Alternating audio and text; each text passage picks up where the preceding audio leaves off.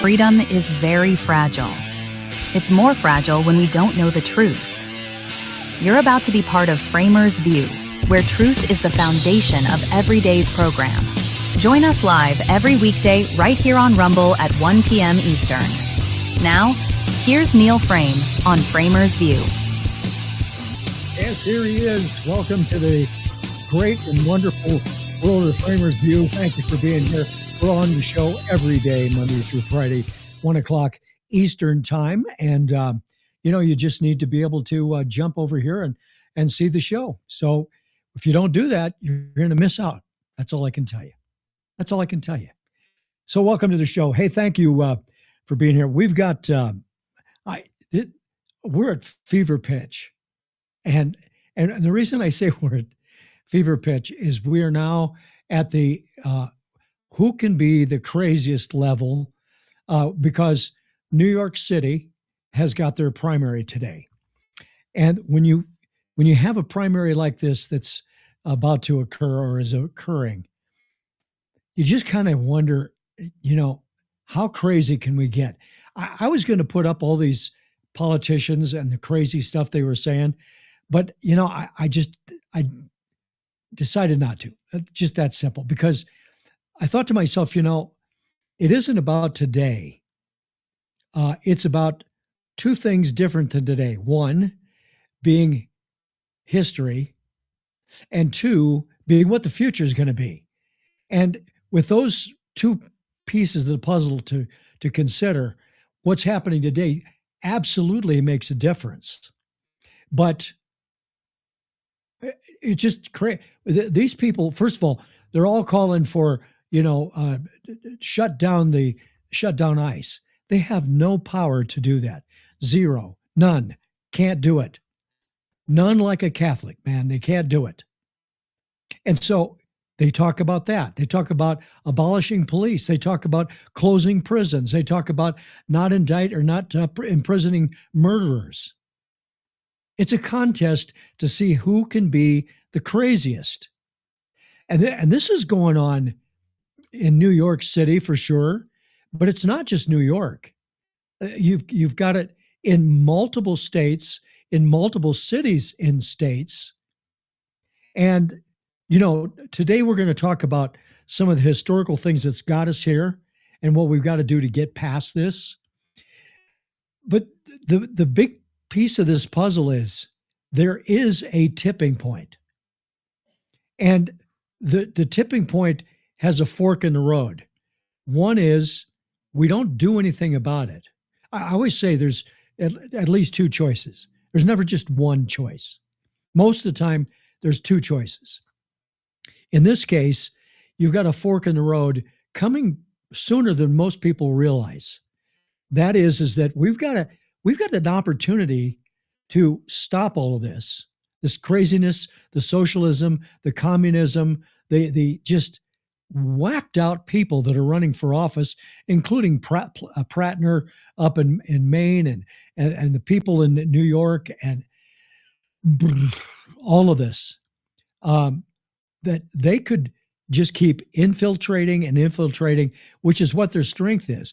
They always talk about, Iran and Iraq and the mullahs and all of those. They're very patient. They'll wait years. They'll wait decades to do something. And these people will do whatever they have to for as long as they have to get where they want to be. But we need to get in front of it and stop it. We need to stop the craziness. There's always going to be craziness because you got Tim Walz, you got Hakeem Jeffries, you got Chuck Schumer, you got AOC, you've got all those. We've got some Republicans that, we got some former Republicans that have gone nuts. Marjorie Taylor Greene, who has completely gone off the rails. So it's not just the Democrats. It is mostly Democrats. But even the Democrats, the one you don't hear about, the ones that they're not talking, the ones that aren't on, the head and shoulders on TV, they're not doing all of the stuff that their mouthy people are doing. They're having a problem with this. And we'll talk about that too here in a few minutes. But, as we go down this road towards 2026, and, I made a note, this whole thing went in force of this truly going crazy in 2020. When was that? That was COVID. And got some stuff with that. COVID, what a scam. And, the press, all in, all the time, always. First video today is an example of that from back in, well, it wasn't 2020, but as COVID was going on, and how the press and all the people that were buying this story. I say buying the story. If you just have a small brain, you can do a little research and learn about things. Do I think COVID was no big deal? It was. It was a very dangerous flu. It was more dangerous than probably any flu we've had in decades. 1917, Spanish flu. They just didn't call it COVID back then. And people who were obese, people who were unhealthy, people that were old, it really, really took that group of people down, a lot of them. I'm not convinced the vaccine did a damn thing. I took the vaccine partially. Well, we didn't have to. It was one of those, as a firefighter, you were strongly recommended, and you have to sign a waiver if you didn't get the vaccine, because we were going into homes where there were sick people. So we all got the vaccine, and we got the booster. Interestingly, I got the vaccine. Now, I'm a single case in this situation, but I got the vaccine, and I had heard other people say, they feel kind of crappy for a day or two. I got sick. And, I am not a hypochondriac. I didn't talk myself into being sick. It affected me. Something in it, whatever it was, caused me to feel sick. And then I got the booster because we kind of had to get the booster. And not long after I got the booster, a few weeks, I got COVID. And COVID, for me, I'm healthy. I'm active. I'm healthy. I'm fortunate that way. I wasn't that sick. I felt a little lousy. I stayed away from people to be able to protect people because we really didn't know what the whole story was because, well, we were being lied to. But I wasn't as sick with COVID as I was from the shot. And so, it wasn't an all or none situation. It was like, who was it? Rachel Maddow said, you take the vaccine, you'll never get COVID, ever. Just take the vaccine. And people just kept getting COVID. I've still got a spreadsheet where I kept track of every. It was happening. So this started, as I said, the craziness, the press really digging in the but they had to because they also Donald Trump office 2020. We got to even got in already. The direction things are going, and but you got to ask you this. Say us a benefit from the Democrats being as crazy as they are. And you anti the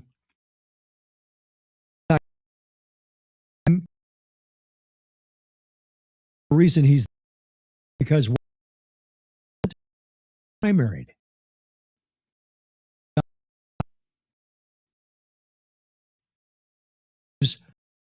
As a politician was something it's hard to get that, and I'm into how we but one of the things that got us here American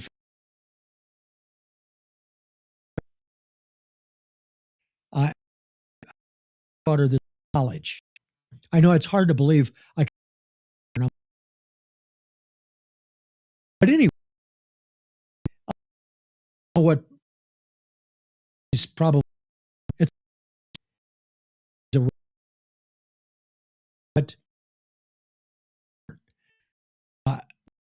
I think indoctrination in the indoctrination important. You go back 20 years ago, real indoctrination really took hold. Taken then, all either college or in college, or, and what they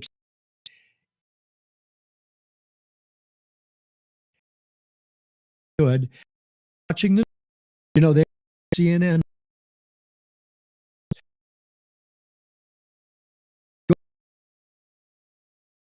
and stuff, and you go, yeah, I was right. Not so through these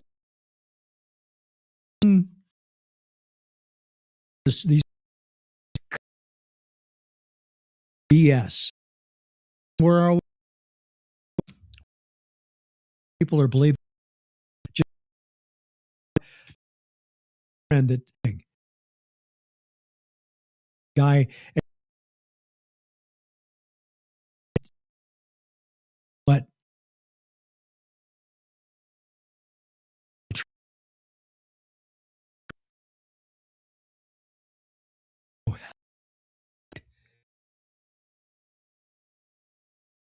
watch this video. This is Capper things. This Trump. Don't be dominate your life. Don't let it dominate your life. Bonding. Gross. COVID. Everyone. You shall free. That's of this truth of this Is true. Public health or opening science. I'm hearing scientists longing the economy. See somebody, you are a COVID, definitely have vaccine. I am the message. Listen to The science. we're going to well I think of that research Scientists, that what he was doing because he absolutely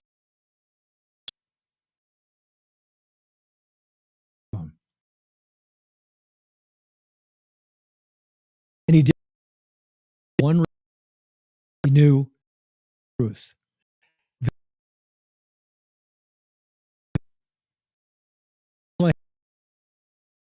The truth.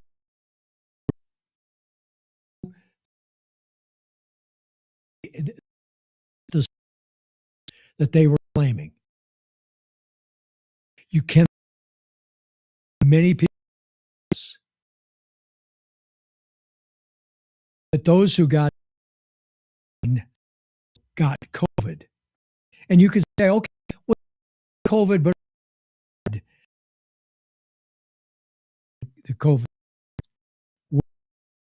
friends, COVID zero, didn't thing. One of them actually worked retail vaccine when we had to. He's how he did, and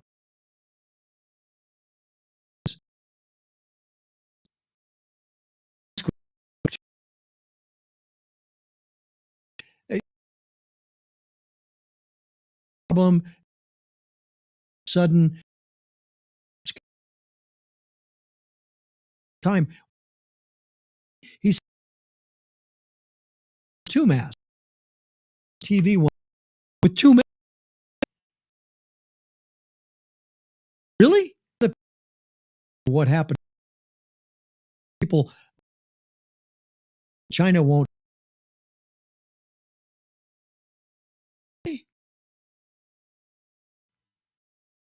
Here's our situation. I think that the politicians campaigning on that and Trump with their campaign.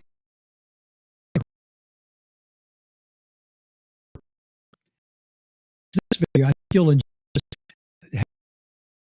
Amazing Lines on which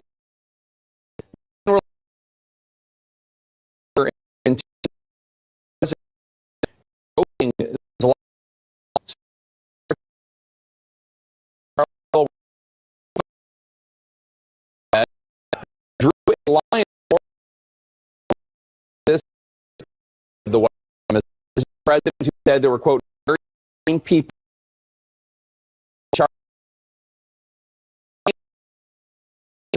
The president seems to specifically criticize those violent crowd doing hatred website all on a Nazi similar Charlottesville as we find them for supporters who pretend as what he said to call us all a hoax.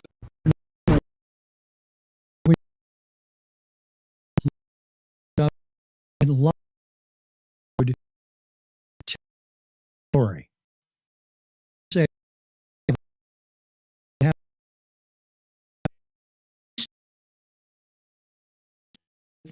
we're on the side. You would are going to both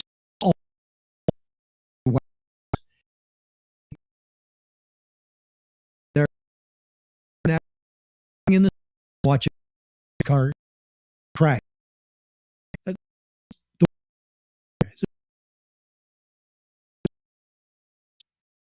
So they just keep this story and that kind of stuff. Now, and back now to was the other day the your door. You know, yes, the whole. We're not going to. This isn't not. If they was getting it way they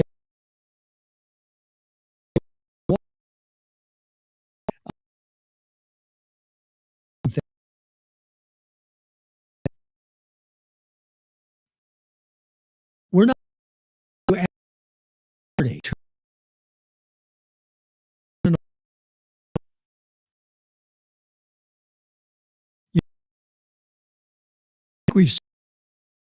we put on the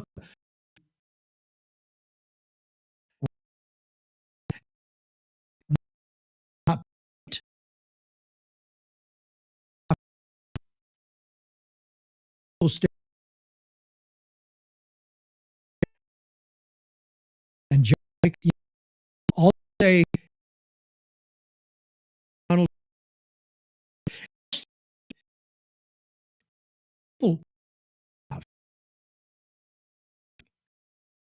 nothing.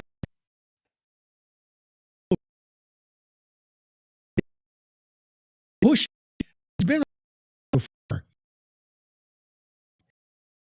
out of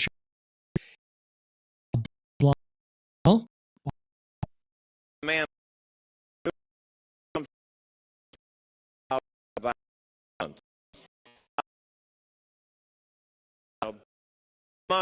story about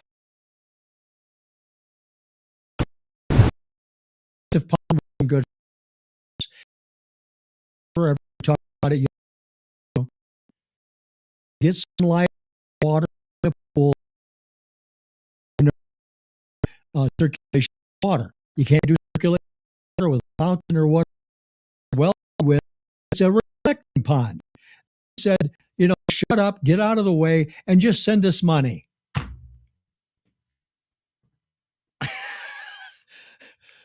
I mean, do you have to really stop and think about that? I mean, what he said, and these people in the background shaking their head, yeah, they're the same ones that want reparation. And this guy, I guarantee you, he is in the pocket of politics in Chicago, which in fairness, and I lived in Chicago, is a powerful source. I would suggest, well, it's not John Daly level anymore, but powerful. When Father John Daly was governor of, a mayor rather, of Chicago, he may have been crooked, he may have had some bad stuff, but this guy controlled and managed the city. And if somebody did something like the things that are going on in Chicago right now, I guarantee you he would have stopped it. But that was a different day. That's kind of like John F. Kennedy was a Democrat, but he wouldn't be today, not by what he did and what he said. He'd be a moderate. He'd be a Republican. If not a Republican, at least an independent. His family would never allow that. I mean, the family is already having a coronary over RFK being in the Trump administration. But that's what these people do. That's what they say. They come up with this stuff. They talk about this stuff, and And if you're open to believing this crap, well, you're going to believe it. And you're going to think, yeah, Chicago's being overrun by ICE and people are being arrested that don't belong being arrested. Sonny Hostin was sitting there on TV the other day talking about all of the innocent people that are being picked up by ICE. There's two chances. The bad guy gets picked up, or the bad guy gets picked up, and all the good people that are with the bad guy get grabbed also. That happens. And do they get released later? Maybe. We'll check into that. That's the way they operate. That's the way they should operate. Joe Biden caused this problem. When they opened the borders and let millions of people come in, that's where the problem began. You have a problem with ICE, you shouldn't have let the last 4 years before Trump occur. You look at before Trump, look at what happened with Obama. Obama was throwing people out of the country. Huh. Was he? Yeah, he was. And when you listen to his speeches, he basically said these are good people, but they got to go. They can't come in. They have to come in the right way. That's always been the case until we got to Joe Biden, but they had the perfect patsy. Perfect patsy. A guy that doesn't know what he's doing, a guy that is lost in the White House, a guy that has Valerie Jarrett and all of the other people that was in the background that were running, turning the wheel, Oz, making everything happen. And they kept pushing it out. And then they got Kamala Harris in there, who's going to do whatever anybody says, just as long as she's got power. And we won't get into how she moved up in the ranks. Maybe I should, but I won't. My point is, that's how we got here. That's why ICE is as busy and as prevalent in cities where, especially, obviously, the sanctuary cities and the sanctuary states, because they're trying to get the bad people out. They're getting the murderers, the rapists, getting them out of here. So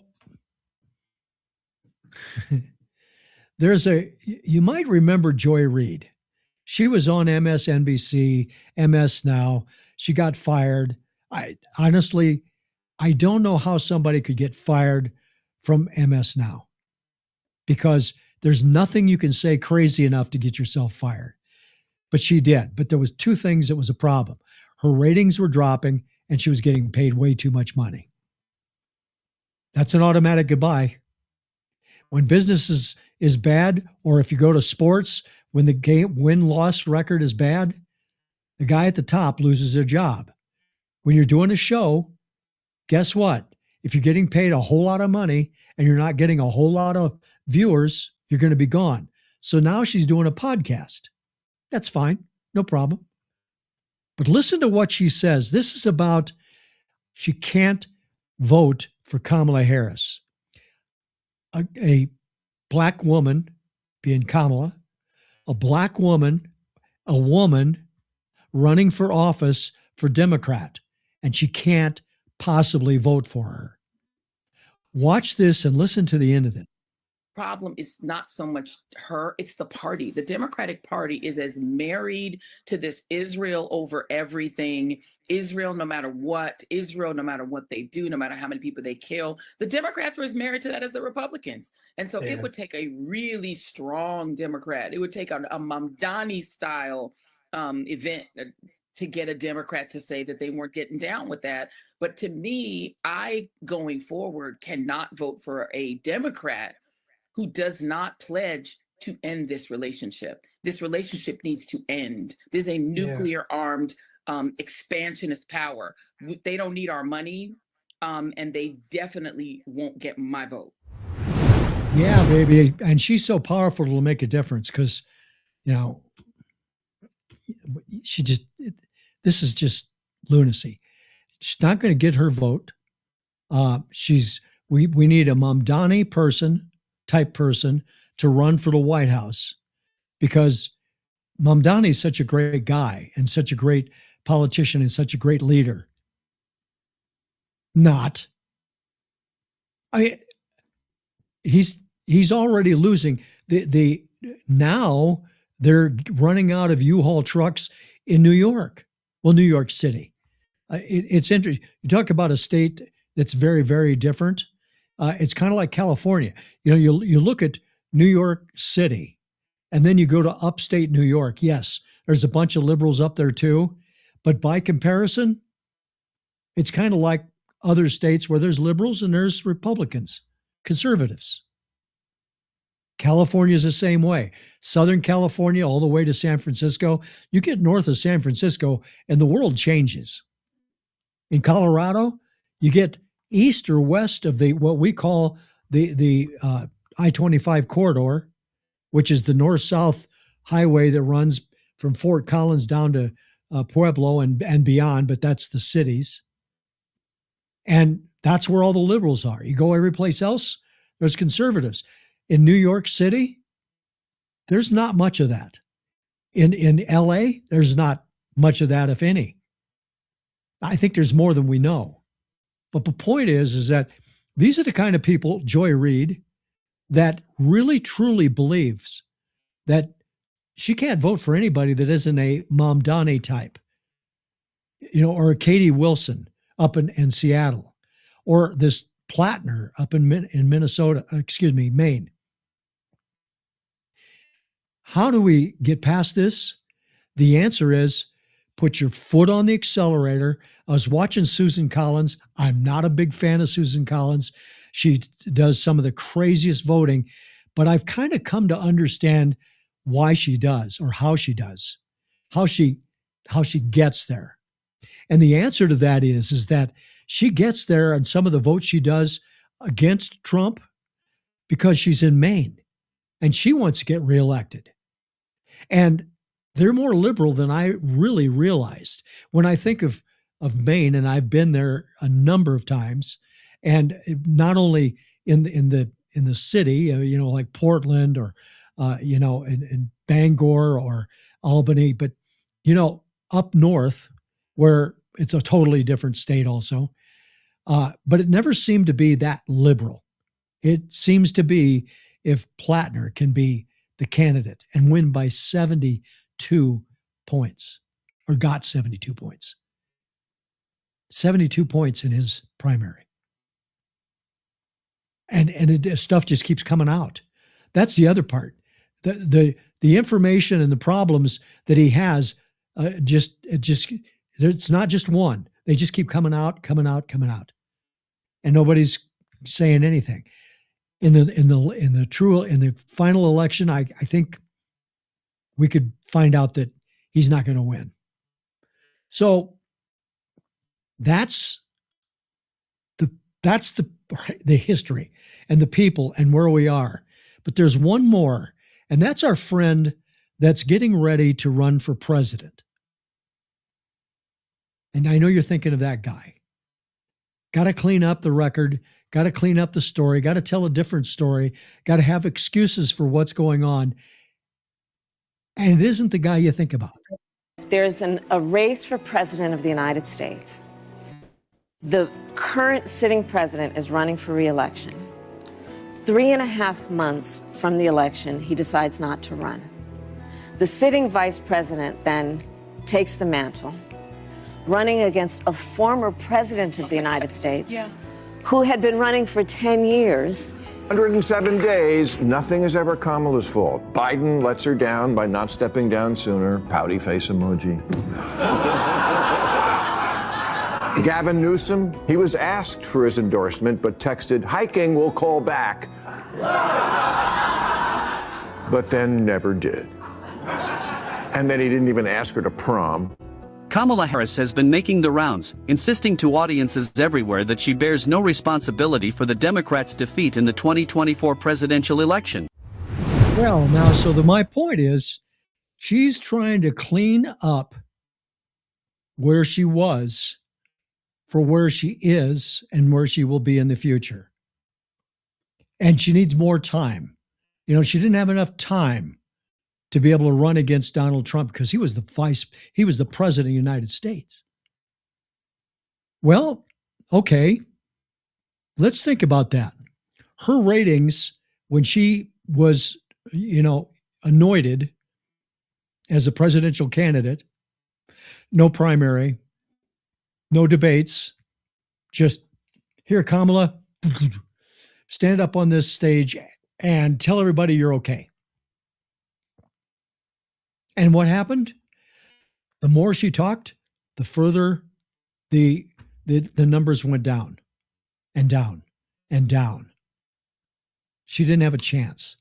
You give her, let's say we get past the 26 and she starts her campaign in 26, 27, runs it up through, and she gets a chance to be on TV over and over, day and night, because the press will be following her like a puppy dog. And then the primaries will come up and she's going to look stupid. Sadly, this is not a bright lady.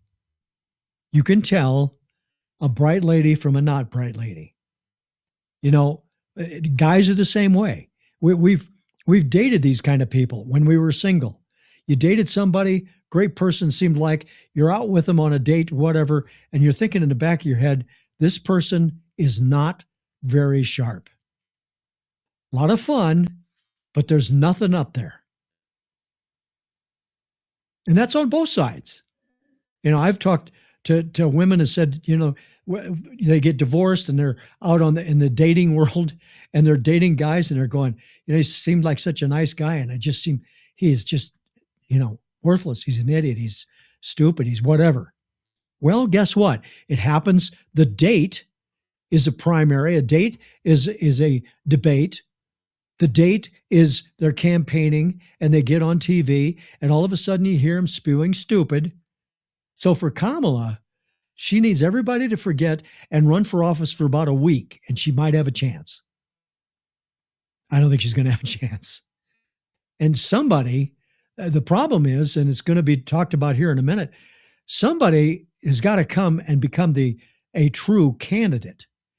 The problem is that Newsom really has got way too much baggage. Kamala just not that bright. I always forget his name, governor of Pennsylvania, probably the best choice, but the Democrats are never going to let a Jew run for office. And by the way, I want to point this out because this is important. I made a note about this and it's important to know. Guess who the first non-Christian candidate was for president that people had a problem with? And that was JFK, because he was a Catholic. I don't think we want somebody that's a Catholic in the White House. Really? I mean, that was not necessarily the beginning. Probably people didn't even get to that point for that to be considered. But Joe Kennedy and that machine to get him into office and get into the campaign was strong enough that he was able to do it. And they had a problem with the fact that he was Catholic. Shapiro, that's his name. I always forget his name. So Shapiro from Pennsylvania, pretty sharp guy. I think he could be a true difficult candidate to run against. But the Democrats are never going to let him do it because he's Jewish. I just don't see it happening. So people are listening to the press, listening to the news, watching what's happening, going to the craziness of social media, seeing all the things they see, and they start hating America, which is ironic because all the people that's coming for the cup, for the soccer tournaments all over North America are going crazy for America. The food, the experience, the people, all of the things that they're experiencing that the Dems hate. You live here. Do you understand? You live in the greatest country in the world, and I've been enough places to know that. You should just shut up, listen, and think. Think about what's really going on. Think about what Trump's really doing. We probably don't do enough of that. Probably don't put up enough of the successes of Trump. If he solves this Iran thing, I don't think the Dems have a chance in hell. So, CNN guy that does the board stuff, he's amazing. Watch this about proud to be an American. Again, 56% overall, have an extremely or very much proud of the country. It's 29% among Democrats. It's 90% among Republicans. Look at that staggering gap between the parties. Look at it on the other end here. Only a little or not proud at all. It's 36% among Democrats. That number among Democrats, it's higher on the low end there than it is on the extremely proud end, and it's only 3% for Republicans. So a massive partisan divide on that question of being proud to be an American. Okay, so I'm going to back up a second because I want you to see this. This is really a fascinating. This is the extremely positive, 65 plus at 75%. Not or any, it's only 9%.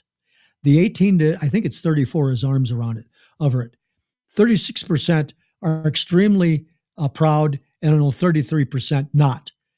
These are the young people. This is what I've been saying all along, that they are, the young people have been indoctrinated so much for so many things about so many things that they can't get past what they think they hate. They know they hate something, they just can't quite get their arms wrapped around it. So they hate America. They're not proud of America. They're not going to fly the flag on the 4th of July. I get up in the morning, first thing I do is I walk out on the deck and I put my flag up.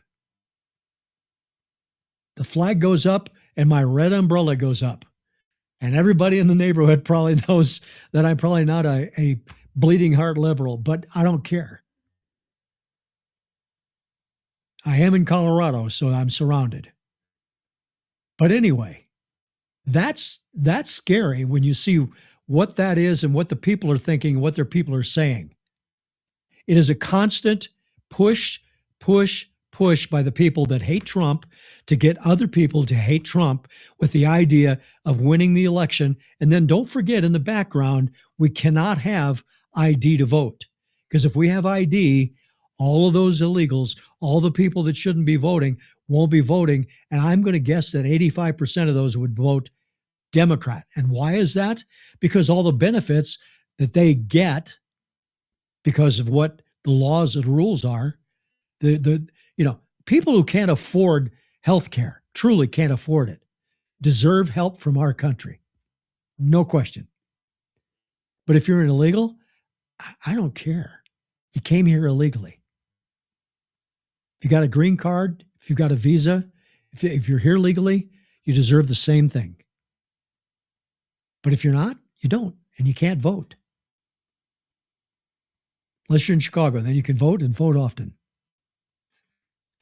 So all of that leads up to this, that there's a group of people in the Democrat Party that has, for all intents and purposes, taken over the party. And when I say take over, I truly mean taken over. They've gotten to a point where everything that has been happening up to this point has been a Democrat, I believe, in this and that, but not craziness, socialism, communism.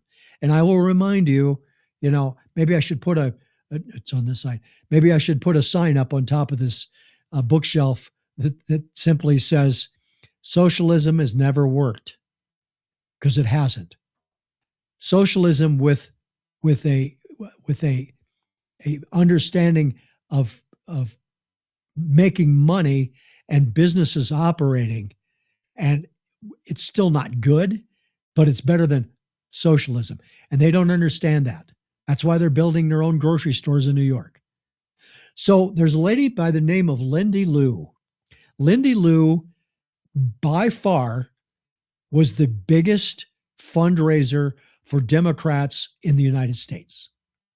Brought in the most money, created massive PACs, was amazing. and has been really disappointed. Let's just use it for that, in the Democrat Party. And it's a question of whether they'll be able to save themselves. Watch this in an interview she was having with Fox News. Democratic donors, absolutely without a single exception, they are so angry and upset at the state of the party. They think the party is in complete shambles, and that's totally right. I actually had a donor call me at 3:30 a.m. just a few days ago complaining about how there's no leadership, the party is completely rudderless, and they basically elected 50% of the people who got us into this mess. I'm no longer part of that scene, but I don't know how they're going to get out of this wilderness. The leadership that they elected, they're so tone deaf. Their DNC vice chair is saying that we need to abolish ICE, that we need to defund police, and he's against the Second Amendment. The American people showed in November that this is not the agenda that they want. In 2004, Obama was already getting ready to run for president in 2008. This time, there's no one on the horizon who has that level of talent and ability to inspire. There just simply isn't. I don't see it. Do you? I don't see it. Do you? I said it earlier. There's really nobody in the wings. Shapiro maybe, but I don't think they're going to let him in. Who else are they going to bring in? They ought to. No, that'll never happen either. There's really nobody that has the recognition, has a record that would be. Look, Obama and Clinton. Obama was an amazing speaker, whether he was a liar or not. He was a salesman. Bill Clinton was a salesman. Obama knew when to say things and when not to say things. Bill Clinton knew when to not say things and when to say things. It's a common practice. You look at any politician. It's a game now. It's a show. It's a TV show to run for office. It isn't about who you are or your resume. It's what you can do. If it was a resume and experience, then Trump would be a big deal. Didn't have political experience after the first one he did, after the first term. But his background, his business background, which has proven to be a major advantage for him. This is how all of this has happened, where Trump got reelected again after Joe Biden and Kamala didn't, because they've gone over the top. Have you had enough yet is the question. That's for the Democrats. Have you had enough? Tucker Carlson has announced that he's not going to be a Republican anymore, and he's not going to vote for Republicans, but he's not going to vote for Democrats. Well, so you can't decide between the Democrat and the Republican Party right now. Is the Republican Party perfect? No. Am I unhappy with John Thune? Yeah. Is he going to do something? Not feeling good about it, but I'm hoping, and hope is not a strategy. So here we are. Now we've talked about the Democrats and where they are, and nothing is getting done. And the other day, a couple days ago, Ro Khanna, who I've been saying since the first day I saw him, Slick Ro, this guy is going to tell you whatever you want to hear. Do not trust him. And now he's flying all the way from California and flying all the way to Maine. You just can't get a longer flight. And he's flying over there to support Plattner. When Ro Khanna calls somebody a Nazi, when all the other Democrats call Trump a Nazi, and then they support a guy that's got a Nazi tattoo? Are you kidding? I mean, that's not ridiculous. It's ludicrous. It's the craziest thing ever. So he said nothing's happening, and he made the comment that Elon Musk is guilty of killing maybe 400,000 or 4 million people, whatever the number was he came up with, some crazy idiotic number because of what he did with U.S. aid. Well, check out this story. You can't quite read this story. It's just too small. But the story says the U.S. Department of Justice announced that a USA official and several executives pleaded guilty in a bribery scheme involving more than $500 million in contracts. U.S. aid. The guy that Ro Khanna says all people died because they took away this amazing, wonderful program called U.S. aid, and people won't get the help they should get. That's what he's saying. And now they get arrested. So I guess take a look at this. This is probably the best picture I can think of. This guy is another fraudster. And look at this. Ibrahim, I guess it is, Khaldoon Hilmi, is charged with one of the biggest Medicare scams in history. Alleged orchestrating a massive $3.7 billion scheme to defraud Medicare. He was on the run since May of 2025, but we got him. That's according to our buddy at the FBI. So, Kash Patel keeps pounding on this stuff, finding these people. Look at this guy, this big dude. $3.7 billion. We're not going to get that money back, just in case you wondered. There's no way we're going to recover that money. And if we could recover the money, that'd be great. But we're probably going to have to just go, yeah, well, we lost that. Next. So I don't know how we can ignore this. When Doge came out, when Elon Musk started this, and that's continued, and the massive millions and billions that have been found, it's not just Minnesota. It's Minnesota, it's Ohio, it's California. Now they know in Maine. It's every state, because there's no oversight, and there's bad people when there's big money. That's the way it happens. It's duh. Think about it. So the story, or a story, there's a Chris Murphy.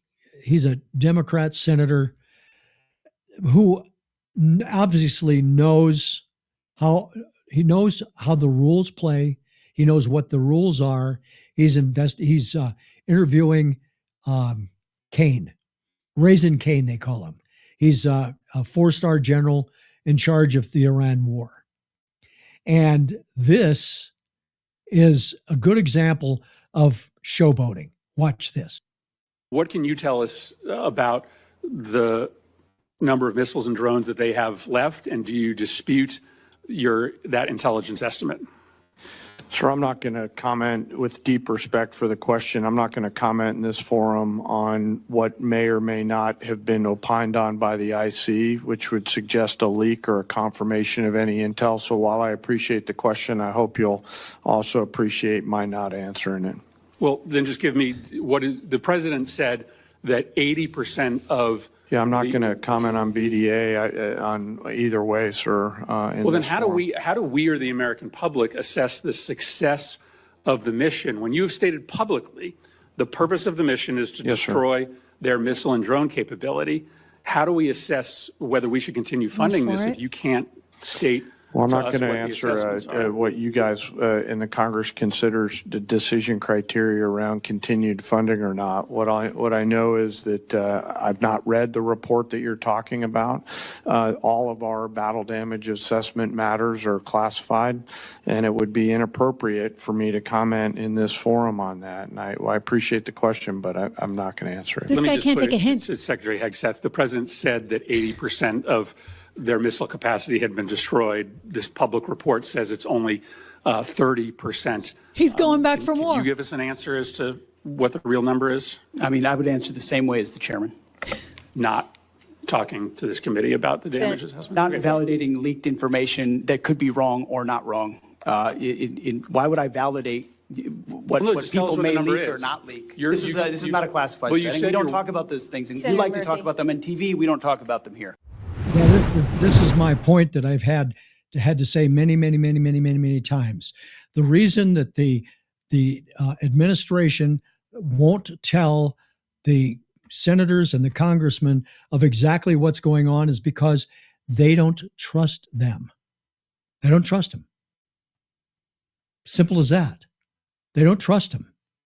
They know that it'll be leaked out. It'll go to the press. It'll come out in the press. And then you've got a problem with Iran. We already have a problem with Iran. They're not a trustworthy bunch. Hasn't been, isn't, aren't going to be, never will be. It's not possible. We can't influence it. So Trump just endorsed John James. He's running for the governorship in Michigan. Good for him. My wife and I love this guy. Bright guy, former military, very experienced. He's been a congressman for a long time, not a long time, but for a period of time. And now he's running for governor. And he got endorsed, and I think he might have a chance.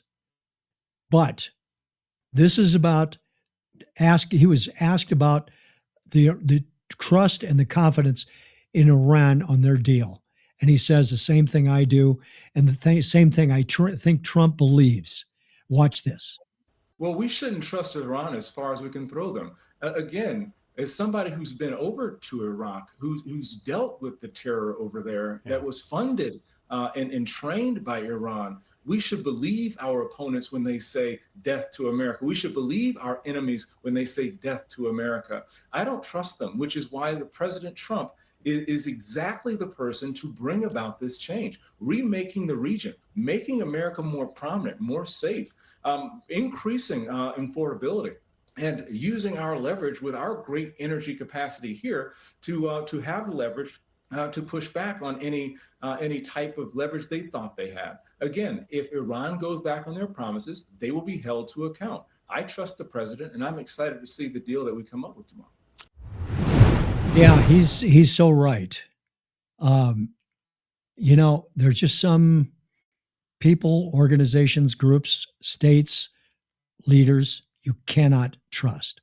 Would anybody back in the 1930s into the 1940s trusted anything that Hitler said? Of course not. His whole purpose was to destroy everyone and take over the world. He wanted to be the leader of the world. And you can't trust him. And that's the problem. So can all of these people that are called in for these meetings with Senate and Congress, the House, can they possibly answer to them and give them what's really going on? I wouldn't trust in a secure location giving information to somebody like Chris Murphy, because he will run to the press in a heartbeat. It's good what happens. All right, final story. This thing about the pool, the reflective pool that I've joked about and talked about, and the idiocy of what's going on with this. Watch this little piece with Peter Ducey. President Trump says that much of the water at the newly renovated Lincoln Memorial Reflecting Pool in Washington probably has to be drained for repairs due to vandalism. Videos of paint peeling away into the algae-tinted water went viral this week. It's peeling away.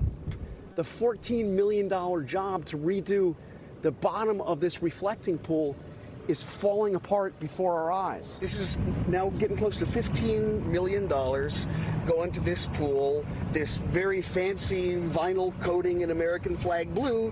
It didn't last a week before it's coming up here. President Trump is taking to Truth Social, saying that people messing with the reflecting pool are being held accountable. Quote, many additional people have been arrested having to do with the disgraceful vandalism of our beautiful reflecting pool. So they're having a, crazy lunatic thing about this. And here's the thing. If you took a look at that floor that he was pulling up, it was ripped.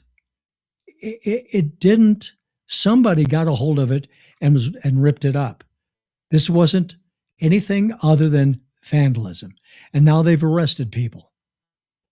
Man, you got to wonder where it's going to stop. And I don't know. Some people say it'll stop the day that Trump is not in office. I don't believe that. Not a chance. If we have a Republican office after Trump, they're going to do the same thing to him or her. We'll see. We'll find out. Hey, thank you for the show today. Would you do me a favor? Please click on like. Please click follow. Be part of the show. This thing doesn't cost you anything. It's an opportunity to be able to watch a show and find out more than you want to spend time doing. So catch you tomorrow. Have a good time. 1:00 Eastern time tomorrow. I'll see you. Till then, rock on. Thanks for your support. Join the FramersView Monday through Friday at 1 p.m. Eastern.